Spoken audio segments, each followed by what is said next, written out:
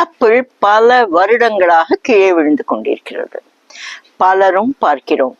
ஆனால் ஒரு நாள் சர் ஐசக் நியூட்டன் ஆப்பிள் மரத்தடியில் உட்கார்ந்திருக்கும் பொழுது ஃபோர்ஸ் ஆஃப் கிராவிட்டி என்று கண்டுபிடித்தார்.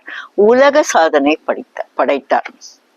ரைட் பிரதர்ஸ் விமானம் கண்டுபிடித்தார்கள். இந்த பாட்டை கேட்டிருப்பார்கள் போலருக்கு. பறவையை கண்டான், விமானம் படைத்தான் என்று. ஆப்பிள் நேச்சுரல், பறவை நேச்சுரல். இப்பொழுது ஆர்டிபிஷியல் இன்டெலிஜென்ஸ், ரிமோட் கண்ட்ரோல். ஒரு டேபை உடலில் சொருகி எங்கெல்லாம் நாம் போகிறோமோ அதை கவனிக்க ஒரு டேப், ஒரு டிராக்கர். மூளை வேலை செய்வதற்கு ஒரு ரிமோட்டா ஒரு artificial intelligence kind of an instrument. இப்படி கியூரியாசிட்டியோட நேச்சரை பார்த்து கற்றுக்கொண்ட பல விஷயங்கள் நம்மளுடைய மூளைக்கும் சாத்தியம், இருதயத்துக்கும் சாத்தியம். Heart and head both can function in a beautiful manner.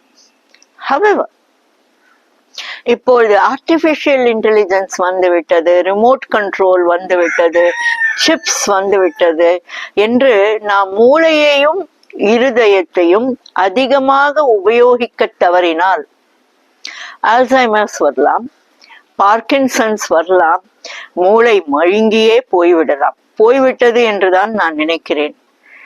நேச்சரை பார்க்க வேண்டும்.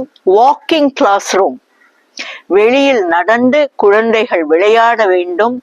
ஆச்சரியக்குறியோடு அத்தனையும் பார்த்து உணர வேண்டும் என்பது என்னுடைய ஆசை.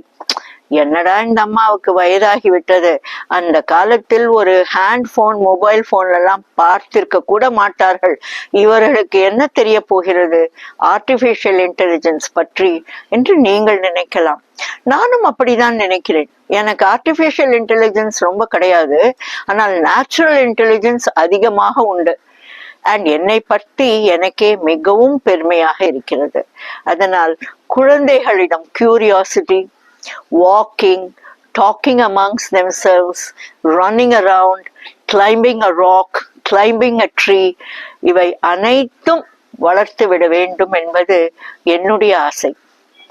என்னை போல் பாட்டிமார்கள் மட்டுமல்லாமல் இளம் தாய்மார்களும் தந்தைகளும் இதை ஃபாலோ பண்ணினால் சிறப்பு என நான் நினைக்கிறேன்.